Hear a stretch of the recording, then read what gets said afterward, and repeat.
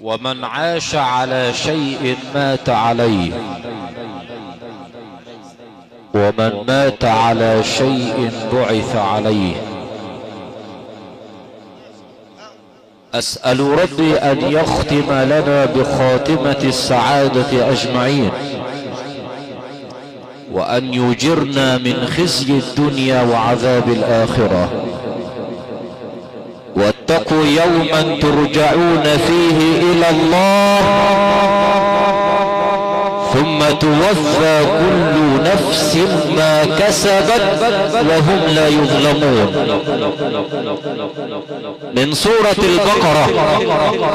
أبدع قارئنا الكريم كعادته على عرش التلاوة، القارئ الذي حين تستمع إليه تحس بجمال الصوت مع دقة الأداء.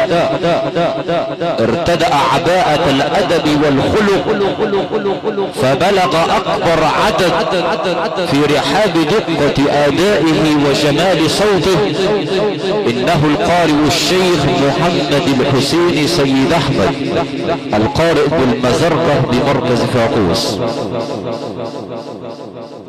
بفقدان والد عزيز عند الجميع،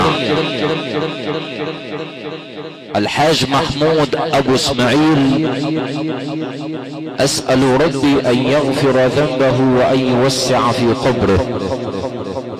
فهذا الرجل كان محبا لأهل القرآن وأهل العلم، وكافح في حياته من أجل أن يخرج لنا إخوة نعتز بهم جميعا في مختلف مجالات الحياة. مشاركينا الأستاذ أحمد محمود إسماعيل، معلم محمد محمود إسماعيل، أستاذ عبد الرحمن محمود إسماعيل، الذين وقفوا عن بكرة أبيهم يتقبلون العزاء للراحل الكريم